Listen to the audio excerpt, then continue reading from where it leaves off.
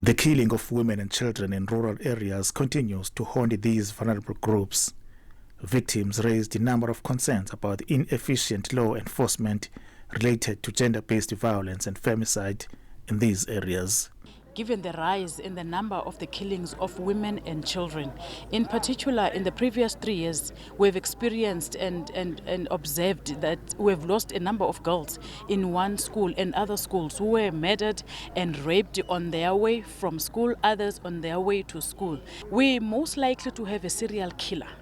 Particularly, the village is known as Izibungu, and the school is known as Mapulana, where we have lost in a series of 4 years, girls in grade 12, raped and killed in the same area in the same manner.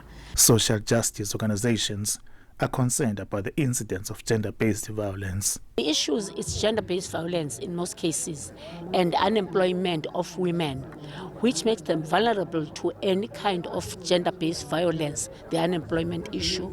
We're having a recent case in Mthatha right now where a grandfather abused sexually 2 granddaughters, and the family said the mama it's just making a story of fabricating a story. There's nothing that man did, and the man doesn't want to support the woman. One of the hospitals that we visited was St. Elizabeth Hospital.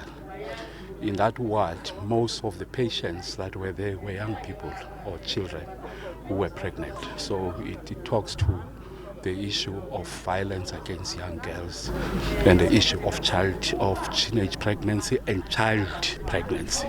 So GBV is very rife in our province.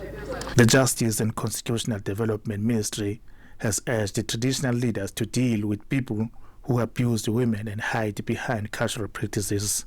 Because people hide behind crime, behind tradition, behind culture, and commit crimes, rape children, take children as women, and then they say it's culture. So when we partner with traditional houses, it sends a good message, it sends a strong message to the communities that this is not something that even traditional leaders support. Women from rural villages want government to intensify law enforcement efforts to deal with gender-based violence and femicide.